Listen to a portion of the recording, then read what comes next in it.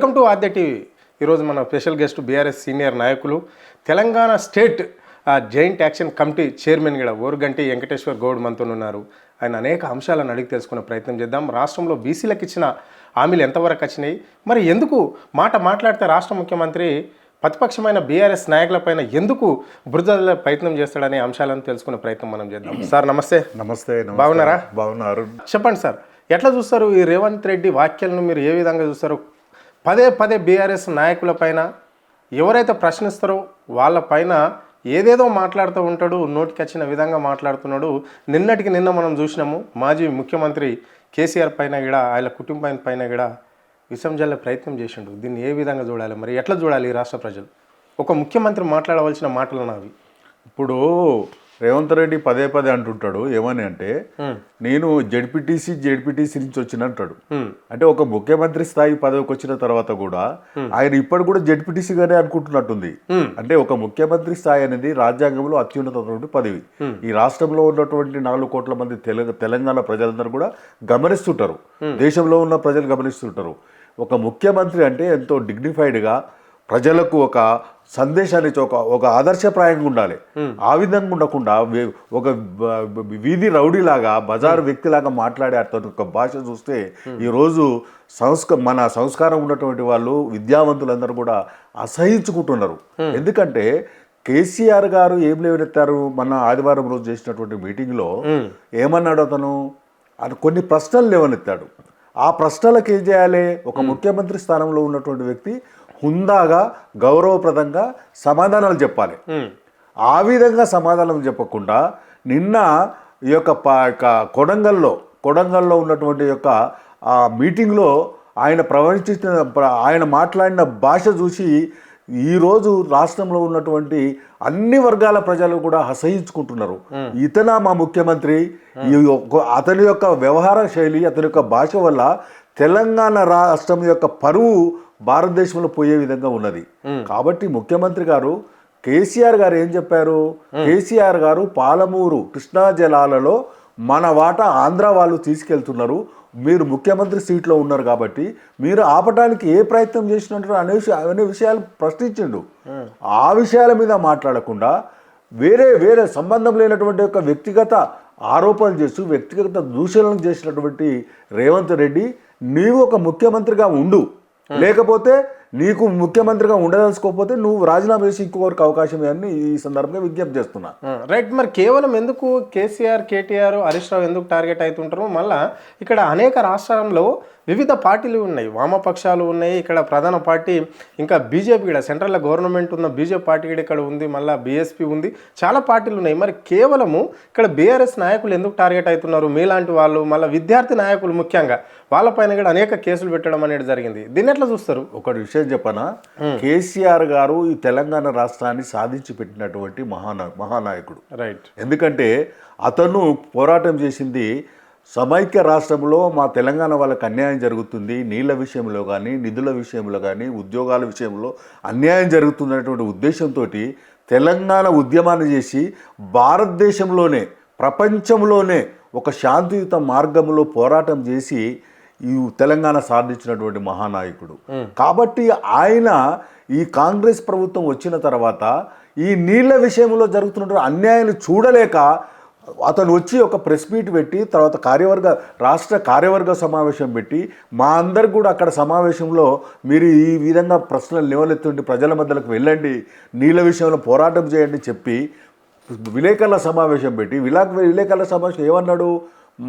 కృష్ణా జలాల వాటలో ఈ యొక్క బచావత్ ట్రిబ్యునల్ ప్రకారము 90 టీఎంసీలు ఉండే. ఆ 90 టీఎంసీలు ఉన్నటువంటి యొక్క నీటిని ఎవరు ఉత్తమ్ కుమార్ రెడ్డి మాకు 47 టీఎంసీలే కావాలని కేంద్ర ప్రభుత్వానికి ఉత్తరం రాసిండు.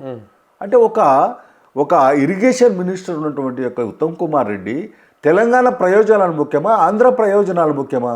అంటే మాకు అర్థమవుతుంది ఏంటంటే ఇతను చంద్రబాబు యొక్క ఒత్తిడికి తల ఒగ్గి, ఎందుకంటే వాళ్ళ నాయకుడు రేవంత్ రెడ్డి చంద్రబాబు శిష్యుడు కదా, కాబట్టి అతని యొక్క ఒత్తిడికి తల ఒగ్గి ఈరోజు మాకు 47 టీఎంసీలు సరిపోతాయని రాయడం వల్ల కేసీఆర్ గారు బాధ కలిగింది. ఎందుకంటే అతను తెలంగాణ నీళ్ళ కోసం కొట్లాడినటువంటి వ్యక్తి. అవును, నీళ్ళ కోసమే మంచి ప్రాజెక్టు ఇక్కడ నిర్మాణం చేయడం అనేది జరిగింది, కాళేశ్వరం ప్రాజెక్టు. దానికి అనేక దాని మీద ఆనకట్టలు కూడా ఏర్పాటు ఏర్పాటు చేయడం అనేది జరిగింది. ఇప్పుడు ఉదాహరణకు చెప్పుకుంటే మన మహబూబ్నగర్ కూడా సస్యశ్యామలంగా పండింది అని చెప్పేసి కూడా గతంలో చెప్పారు. ఇప్పుడు మరి ఆ పరిస్థితి కనిపిస్తుందా?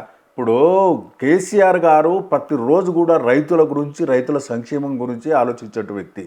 రైతులు వ్యవసాయం కావాలి, ఏంటే కావాలి, నీళ్లు కావాలి. నీళ్లు కావాలనే ఉద్దేశంతో అక్కడ కాళేశ్వరం కట్టబడింది. ఈ కాళేశ్వరం అనేది ఈ ప్రపంచంలోనే, భారతదేశంలోనే గొప్ప ప్రాజెక్టు. అదేవిధంగా ఈ పాలమూరు విషయానికి వచ్చినట్లయితే పాలమూరులో పాలమూరు యొక్క ప్రాజెక్టు దాదాపుగా కేసీఆర్ గారు 27,000 కోట్లు వెచ్చించి దాదాపు 90% పనులు చేశాడు పాలమూరు ప్రాజెక్టుకు. మిగిలింది ఒక 10%. వీళ్ళు ప్రభుత్వానికి వచ్చిన తర్వాత కనీసం తట్టడి మట్టు కూడా పోయలేదన్నటువంటి విషయంతో బాధతోటి చెప్తే ఈ యొక్క ఇరిగేషన్ మినిస్టర్ ఉత్తమ్ కుమార్ రెడ్డి వెంటనే ప్రెస్ మీట్ పెట్టి ఏం చెప్తాడు? మేము 7,001 కోట్లు ఖర్చు పెట్టినాము, మేము చేసినాము, కేసీఆర్ గారే 299 టీఎంసీలకు ఒప్పుకున్నాడు, ఆ రాయలసీమకు నీళ్లు ఇచ్చిండు అనేటువంటి యొక్క అసంబద్ధమైనటువంటి అబద్ధపూర్వకమైనటువంటి లేవనెత్తితే నేను అడుగుతా ఉన్నాను, కేసీఆర్ గారు 90% పనులు చేస్తే మీరు కనీసం 10% కూడా చేయనటువంటి వ్యక్తి మీరు ఏ విధంగా తెలంగాణ ప్రజానీకానికి, రైతులకు న్యాయం చేస్తారని అడుగుతున్నా. అదేవిధంగా ఏం చేశారు? ఈ యొక్క పాలమూరు రంగారెడ్డి యొక్క డిపిఆర్ను ఏం చేశారు? 5/5/2025 రోజు వాపసు పంపారు. అంటే వీళ్ళ ప్రభుత్వం ఉన్నప్పుడే వాపసు వచ్చింది. మరి వాపసు వస్తే ఏం చేయాలి? వీళ్ళు పెద్ద ఈ రాష్ట్రాన్ని దిగ్బంధం చేయాలి, పెద్ద ఎత్తున ఉద్యమాలు చేయాలి, అన్ని వర్గాలను, ప్రతిపక్ష నాయకులను అందరిని కలుపుకొని పెద్ద ఎత్తున ఉద్యమాలు చేయాలి. మీకు ఉద్యమాలు చేదకపోతే ఏం చేయాలి? ప్రధానమంత్రికి రాష్ట్రంలో ఉన్నటువంటి ప్రతిపక్ష నాయకులను కానీ, తర్వాత సంఘాలను కానీ తీసుకెళ్ళి ప్రధానమంత్రిని కలవడం కానీ, అదేవిధంగా కేంద్ర ప్రభుత్వం ఒత్తిడి చేయాలి. ఆ విధంగా చేయకుండా ఆయన మాట్లాడుతాడు ఉత్తమ్ కుమార్ రెడ్డి. ఎప్పుడు వచ్చింది? 2023లో వాపసు వచ్చింది అంటున్నారు. అంటే కేసీఆర్ గారు ఉన్నప్పుడే వాపసు వచ్చిందండి. వచ్చింది 5 మే 2025 వాపసు వచ్చింది, మొన్న వచ్చింది. అంటే ఎవరి ఒత్తిడి వల్ల వచ్చింది? ఇక్కడ చంద్రబాబు యొక్క ఒత్తిడి వల్ల డిపిఆర్ వాపసు వచ్చింది. వాటి కోసం ప్రయత్నం చేయకుండా అసంబద్ధమైనటువంటి మాటలు మాట్లాడి ఈరోజు వాళ్ళ నాయకుడు జూపల్లి కృష్ణారావు మంత్రుడు రేవంత్ రెడ్డి క్యాబినెట్లో, ఆయన కూడా అటు ఉంటాడు. రానేలేదు, వాపసు రాలేదు డిపిఆర్ అంటది. ఇంకొక మంత్రి ఉంది బీజేపీకి సంబంధించిన నాయకురాలు, గద్వాలకు చెందినటువంటి నాయకురాలు డికే అరుణ. ఆమె ఏమంటదంటే అసలుకు వాపసు వచ్చింది డిపిఆర్ అంటది, ఈయననేమో వాపసు రాలేదంటాడు, ఆమె వాపసు వచ్చింది. అంటే ఒకే జిల్లాకు చెందినటువంటి నాయకులు ఈ రకంగా మాట్లాడతారు. రైట్, మీరు చెప్పినట్లనే ఇక్కడ చంద్రబాబుకు ఏం సంబంధం తెలంగాణ విషయంలో? అక్కడేమో టీడీపీ, పక్క రాష్ట్రంలో టీడీపీ రన్ అవుతుంది, ఇక్కడేమో కాంగ్రెస్ అవుతుంది, పైనేమో ఢిల్లీలోనేమో బీజేపీ ఉంది. మరి వాళ్ళందరికీ ఏంది సంబంధం? అంటే ఇక్కడ ముఖ్యమంత్రి పాలసీని ఏమనుకోవాలి? బీజేపీ అనుకోవాలా, టీడీపీ అనుకోవాలా, కాంగ్రెస్ అనుకోవాలా, లేకుంటే ప్రజల పక్షం అనుకోవాలా? ముఖ్యమంత్రి ఏమనుకోవాలి? ఆయన ఏ పార్టీ అనుకోవాలనేది చాలా మంది ఇప్పటి వరకు కూడా సతమతం అవుతున్నారు ఈ రాష్ట్రం. విషయం చెప్పాలి. రేవంత్ రెడ్డి గతంలో ఒకసారి చెప్పిండు, మీరు ఇన్నరో ఇల్లేదు, ఏమన్నాడంటే ఆయన, నేను చంద్రబాబు దగ్గర చదువుకున్నాడు, కాంగ్రెస్ లో ఉద్యోగం చేస్తున్నాడు. అంటే చదువు అంటే గురు శిష్యుల అనుబంధం. కాబట్టి రేవంత్ రెడ్డి ఏం చేస్తున్నాడు, ఇప్పుడు చేస్తున్నటువంటి పరిపాలన ఒక్కసారి గమనిస్తే ఆయన చేసిన పనులన్నీ కూడా చంద్రబాబు యొక్క మెప్పు కోసమే, ఆంధ్ర ప్రాంతానికి బెనిఫిట్ కావడమే. ఎందుకంటే ఈరోజు ఒక 12 లేన్ల రోడ్డు తీసుకుపోతుండు అమరావతికి. రైట్, పెద్ద ఎత్తున ఈ యాచారం దగ్గర ఇక్కడి నుంచి ఫ్యూచర్ సిటీ నుంచి 12 లైన్ల రోడ్డు తీసుకుపోతున్నాడు. అంటే గురు శిష్యుల అనుబంధమే కదా. చాలా మంది పేద రైతులు ఉన్నారు అక్కడ, పేద రైతులు వాళ్ళ పాపం ఎస్సీలు ఎస్టీల వాళ్ళ భూములని గుంజుకుంటున్నారు. ఈయన ఏం చేస్తుడు తెలుసా? ఒక వ్యాపారం పెట్టుకుంటూ రియల్ ఎస్టేట్. కేసీఆర్ గారు అన్నట్టు ఈయన పరిపాలన చేస్తలేడు, రైతుల సంక్షేమం గురించి ఆలోచిస్తలేడు. ఈరోజు రైతులందరూ కూడా ఈరోజు యూరియా కోసము చెప్పులు లైన్లో పెట్టి చేస్తున్నట్టు సందర్భము. అదేవిధంగా ఇక్కడ బదనామవుతాడు, ఈ యొక్క బీఆర్ఎస్ నాయకులు ఎక్కడ విమర్శిస్తున్నారు, బదనామం కాకుండా ఒక యాప్ తీసుకొచ్చిండు. అరే ఎంతమంది రైతులకు ఆ యాప్ అర్థం చేసుకోగలరు? నా బోటలకే అర్థం కాదు. అంటే మేము ఫీల్డ్ మీద పోయినప్పుడు కొంతమంది రైతులు చెప్పారు, అంటే ఒక్కోసారి ఒక సంవత్సరం ఇచ్చింది ఒక రకంగా, మొన్నటికి మొన్న మళ్ళీ ఇచ్చింది ఒక రకంగా. అంటే కొంతమంది బడా బాబులు ఎవరైతే ఉంటారో వాళ్ళ భూమిలకి వెళ్ళి ఇంచి కూడా పోతలేదట. అంటే రెడ్డి సామాజిక వర్గానికి చెందిన వాళ్ళ దగ్గర ఎకరాలకు ఎకరాలు ఉన్నా 100 ఎకరాలు ఉన్నా అరగుంటం కూడా పోతలేదు అని చెప్పేసి అక్కడ ఉన్న ఎస్సీ ఎస్టీ బీసీ రైతులు స్పష్టంగా చెప్తున్నారు. మాకు గుంటనో 2 గుంటలు లేదంటే 3 ఎకరాల లోపే ఉండేవాళ్ళం మేము గ్రామాలలో, అదంతా పోతుంది 3 గజాలు 4 గజాలు ఇక్కడ అక్కడ అని చెప్పేసి కూడా మాకు చూపెట్టారు. అది కరెక్టేనా, సత్యమేనా? 100%. ఎందుకంటే రేవంత్ రెడ్డి నైజమే ఎస్సీ ఎస్టీ బీసీల భూములు గుంజుకోవడం. ఎందుకంటే పాపం వాళ్ళ దగ్గర 2 ఎకరాలు 3 ఎకరాలు ఉన్నట్టు మా అంటే 5 ఎకరాలు చాలా తక్కువ మందికి ఉంటాయి. ఆ భూములన్నీ కూడా ఏం చేశాడు, ఈ రోజు త్రిబులార్ అని ఒక వ్యవస్థను పెట్టుకొచ్చాడు. త్రిబులార్ అని పెట్టి గతంలో కేసీఆర్ గారు ఉన్నప్పుడు ఒక ఒక ఒక ఉండే మార్కింగ్ ఉండే, అది కాకుండా ఈయన ఏం చేసిండు మళ్ళా వాళ్ళ యొక్క ఆ చుట్టుముట్టు ఏం చేసిండు భూములు కొని ఆ యొక్క త్రిబులార్ను వంకర టింకర్లు, ఈ వంకర టింకర్లు తిప్పే క్రమములో ఎవరెవరు భూములు పోయినాయంటే అట్లా ఎస్సీలవి ఎస్టీలవి పేద రైతులవి సన్నకారు రైతులవి. అదేవిధంగా వాళ్ళ ఎమ్మెల్యేలకు సంబంధించినటువంటి భూములకి వెళ్ళిపోలేదు. అదేవిధంగా ఇతని యొక్క అత్తగారు ఉన్నది ఇక్కడ మాడుగుల అనే ఒక గ్రామం ఉంటుంది. ఆ మాడుగుల సమీపంలో వాళ్ళ బంధువులకు సంబంధించినటువంటి భూములు ఉన్నాయి. ఆ భూములకు సమీపంగా తీసుకొచ్చిండు త్రిబులార్. అంటే ఈ రకంగా అతను ఒక రకంగా ఏం చేస్తుండు, ఒక ముఖ్యమంత్రి అంటే ఈ 4 కోట్ల ప్రజల యొక్క సంక్షేమం అభివృద్ధి గురించి ఆలోచించాలి, తపనగా ఉండాలి. ఆ తపన లేక ఎంతసేపు వాళ్ళ యొక్క సామాజిక వర్గాలకు న్యాయం చేయాలి, వాళ్ళ బంధువర్గానికి న్యాయం చేయాలి, ఈయన లక్షల కోట్లు సంపాదించుకోవాలి, వాళ్ళ అన్నదమ్ములు లక్షల కోట్లు సంపాదించుకున్నటువంటి ఆలోచన చేస్తుండు. ఎందుకంటే ఇంకొక విషయం చెప్తాం మీకు, చెప్పాలి. ఈ యొక్క ఫ్యూచర్ సిటీ అనేది తెచ్చిండు. ఈ ఫ్యూచర్ సిటీ యొక్క దాంతో ఏం చేశాడు, గతంలో చూశాను వాళ్ళ ఒక బ్రదర్ నేను ఎంపీ అడిగితే మీకు ఎంపీ కాదురా వ్యాపారం చేసుకో అని చెప్పిండు అందరికి. వాళ్ళు ఏం చేశారు, వాళ్ళ యొక్క అన్నదమ్ములు తిరుపతి రెడ్డి కొండల రెడ్డి అని ఉంటాడు, వీళ్ళు ఏం చేశారు, ఈ మాడుగుల సమీపంలో కుందారం వాళ్ళ యొక్క భూములు ఉంటాయి 100 ఎకరాలు అప్పుడు ఎప్పుడో.